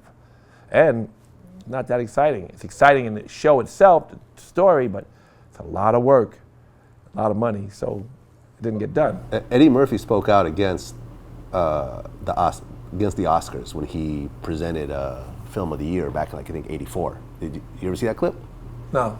Yeah, he actually. But you can join. The president's black. She's looking for black. Join. Eddie's never won an Oscar. He only deserved it for that. Dreamgirls, he deserved it. You think he deserved for Dreamgirls? Fuck yeah, he was dope in Dreamgirls. Fuck yeah, Eddie Murphy He's had deserved so many an Oscar. brilliant Fuck movies. yeah, though. Eddie Murphy deserved an Oscar for Dreamgirls. I thought. Eddie Murphy's talented as fuck. I mean, if you look at, I mean, Jennifer Hudson won. Okay. Well, he couldn't have both. Maybe that was it. We voted for one. I don't know. But, it's like, it's a very white academy. If you want to change it, do the work. I'm not interested in the academy. I'm interested in the infrastructure. I'd like to see some black agents in some powerful positions. Even though they don't do nothing but beg, but that's it. But at least a black guy begging for you once in a while is okay. And then I'd like to see a black person in charge of a network. To take, every network's built on blacks. Everything. WB, CW, HBO, name a network. How do you think Showtime is the power is the best thing that ever happened to them? How do you think we're rebuilding Fox that was built on black backs? Fox was built on black backs. Power's on Stars. I said Stars. Okay, sorry. You said Showtime. Well, I thought you meant Showtime for Power. Oh, no. Power was Stars. You're right. Yeah. Right. Chris Albrecht, who built HBO on Def Comedy Jam, built it. Def Comedy Jam made HBO. Really? 50 some odd % people of color watching that channel at one time. Yes, the longest running show they had. No, second longest. Def Poetry was the longest. I'm not bragging because neither one of them was Sopranos, but they were the biggest, longest running shows. And they built subscriptions. Black people built WB. Black people built CW. Black people built Fox. Black people are rebuilding Fox. So somebody black could actually stick on it. What happens the minute they get a break, they just get rid of it. We don't need things. The minute they get, because it's not really culturally what we wanted, we'll find other stuff, we want to broaden it out, next thing you know, niggas are forgotten about. And then the network has to go back like Fox and rebuild themselves again on black people. So having senior black people there who are really tied into the culture, because this is a cultural discussion and a money discussion, would be helpful to them to have that. But again, it's relationship, because I don't find the people at HBO or Fox or anywhere at all to be racist intentionally. It's the infrastructure, and it's also the lack of communication. But they do need to change for their own sake so they can make money, makes them better. Somebody else does it, you're gonna lose out. Somebody else smart and black gets there, they're gonna whip your ass. Especially if they're surrounded by the same network infrastructure and then they start picking things a little cooler, they're gonna beat you. I mean, I feel that, for example, Black Twitter runs social media. And even if you look at, for example, TMZ, you look at TMZ 3 years ago, you never saw any black people on it at all. Now TMZ looks like Vlad TV, where it's just like... Yeah, well, black culture is the basis of American pop culture. Black culture is the basis of American pop culture. There's no fucking way around it. You think anything different? Wait. You think jazz, blues, rock and roll, hip-hop? Hip-hop? What do you think that's all black people? It's every American cultural phenomena that mattered came out of black people. Underserved communities create new because they got locked out. So you make blues and then they co-opted, and make jazz, they co-opted. You make rock and roll, they co-opted. Yeah. You make R&B and they make pop. And then you make fucking hip-hop, and you finally have a moment where you can breathe because America is allowing black people to express themselves, and music is such a vehicle, and because America is more inclusive than it was, then rappers are pop. Remember, there was nobody black on MTV at all. Run DMC got on there. They were right after Michael Jackson. Rockbox was the first hip-hop video to get rotation. To get hip-hop on MTV. Black. Beside Michael Jackson, it was second. So it's because of Rockbox. But the point is that they, they don't know what's, that's like they don't really know what black comedians going to go over. They don't intentionally discriminate against funny black comedians. They pick ones that they think are funny and pop, and they forget that black people don't care about them, that they haven't built the black following and done the work. Not that you can't be great without doing it. What really made the pieces fit together between you and Rick Rubin and how the label came together? Well, I was already making a lot of records, obviously. We had Run DMC, we had Houdini, Jimmy Spicer, Phil's 4. We managed a lot of bands. You were rapping yourself, weren't you? No. I said a few words on other records, but I was never a rapper, no. Okay. But I made records, and then I was starting a record company, and I heard Rick Rubin's record, commentating, illustrating, description, giving, adjective, expert. I was like, oh shit, this is the shit. And Jazzy J told me about it, how to find him rather. I heard on the radio, Red Alert played it. Jazzy J was his man. I called Jazzy J. He brought me, or in fact, I called Red Alert. He gave me Jazzy J. I called Jay. He brought me Rick Rubin. I said, "There's a nigga who made the record." Him? Like, he didn't look like the nigga who made the record. And then Rick had all these drum beats, and then Rick was a part of the group, the Beastie Boys. And I was starting a record company, and I was interested in the Beastie Boys and Rick and his beats. He was a DJ Double R, right, in the Beastie Boys. Yeah, he DJ Double R. Yeah. He's also in a punk band. He's like a lot of, and he started making. He made I Need a Beat and said, "Let's start a record company." So I put money in. We owned 50/50. Def Jam put out that record. I was still making my record company. Meanwhile, his beats was so phenomenal. We start doing more shit, like, and Def Jam put out his second record, Original Concept, and we made the Run DMC record. I think it was Together Forever. Real B-boy. Kind of in a way, bringing back the most hood part of Run DMC, where, and that was his collaboration with them, Together Forever. I don't even think I was in the studio. So he made Together Forever. I made for the mix, but obviously it was what we were supposed to be doing. He put them on course in a way. And then we made Raising Hell, and around that time we were starting, before we made Raising Hell, we started making more little Def Jam singles, and I decided to abandon ship on Rush Records and to make this independent record my focus, and we built Def Jam. Rick made with the Beastie Boys their album. We made together, License to Ill. We made together the Run DMC Raising Hell album, and he made the LL Cool J album with LL. Then he went and made Slayer and Headless Horseman. I went and made Orange Juice Jones and Alston Williams. And we made hit records of our own, from our childhood. Kind of split us apart. Like, I'm making Orange Juice Jones, Walking in the Rain, and he's making Slayer. Yeah. So we weren't really, and so then he left. He and Leo didn't get along that well at the time. And Leo really picked up the pieces. And I hired people. We ran Def Jam, and kind of, the management company got huge because Leo was great. So we're rehashing all that now. We're trying to make the movie. A lot of people are excited about making a movie because there's a lot to talk about, and you're thinking about, how Rick really, he had the name, he's the most talented producer in the history of the world. I agree. The world. Yeah. If we had all stayed on hip hop and we didn't even think about Orange Juice Jones or Slayer, we would have, well, God knows we would have done. If he had made the next LL Cool J record, if we had made the next Run DMC record, or if he had made it, Run DMC made, Tough and Leather was great already, but it needed a new, Tough and Leather is a great album. In fact, in some ways it's better, but they'd already, Leo would argue that Walk This Way hurt their core community. Well, I feel like Walk This Way was the moment that Run DMC started to decline and Aerosmith had a huge resurgence. Run DMC started declining from Walk This Way. See, that's what Leo would say when we talk about the life story. I would never put that in the movie, but that's an interesting idea. It's a pop record. We didn't want to make it. We wanted to use the beat. Just rap over it. And rap over it. Yeah. And that's interesting you said that. Leo said that to me, and I was like, I only want to remember the good part, but yeah, it was kind of like, but then they went and made, Tough and Leather, and there was a lot of B-boy shit on there. Beats to the Rhymes and all that. There was very, very cool hip-hop shit on there. Run's House was kind of a rehash because he did it live so much. It's a great record, but it was kind of like he always used to do it live. So when he did it, they said it wasn't new. But I thought it was new. And I thought they did a good job on their own. And I thought the song Tough and Leather was amazing. Because it was kind of a B-boy rock record. It was a real B-boy record. It was a real rock record, to me. So more like Rock Box, more like King of Rock, more like what they felt. The first album. Raising Hell, the song, was a Run DMC song they made themselves. That was kind of like their version of hip hop rock, not Walk This Way. But whatever, there was a moment, we built a company.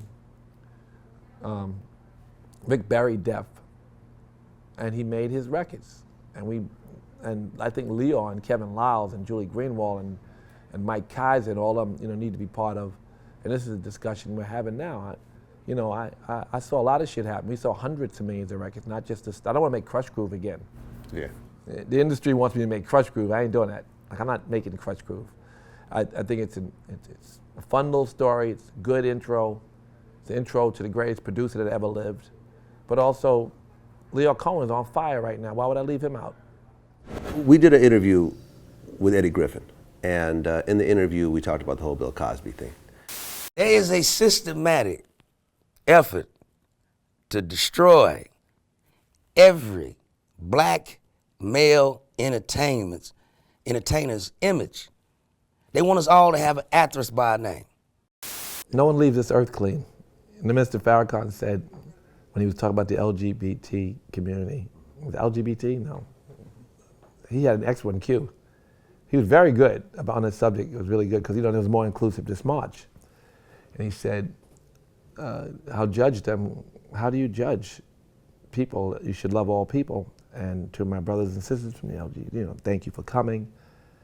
I'm grateful to welcome you. I thought it was great for Farrakhan to say that because Muslims in general are known to be homophobic. He says, I cannot judge the beautiful sister who helped build a march. One of the girls from the Black Lives Matter thing helped build a march.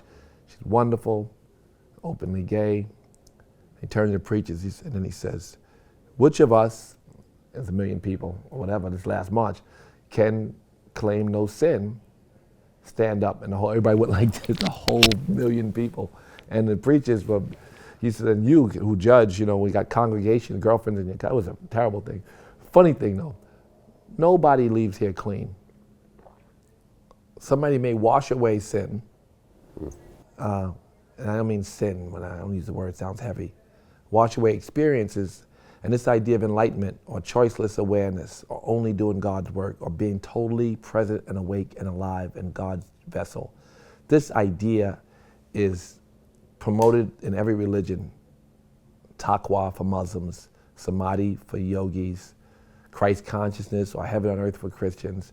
The Kabbalah has it, but the Jews don't have it, but it's such a thing in the Kabbalah. I don't know what the word is, but there's a term for total God consciousness. Without that, everyone suffers from some imperfection.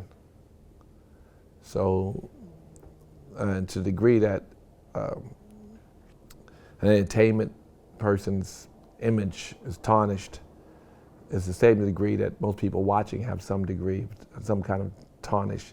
Yeah. To put someone on a pedestal and think that they're perfect is a stretch. So I don't really have a comment on, Mr. Cosby. I have heard stories, firsthand accounts. Not to judge, but I believe that obviously there's so much smoke, got to be some fire, right? Right? I don't think it's a conspiracy. I didn't think 50 something the women. conspiracy is a meat industry telling you tofu is poison when their food is poison. The conspiracy is the money is being spent to damage movement to away from businesses that are specific allegations that are not true that they want to make true. Or these things, those are business things you have reason for. Anyway, I think we got plenty to play with. You might fuck around. I might have said something. If you wanted to destroy me, you have enough to destroy me. All good.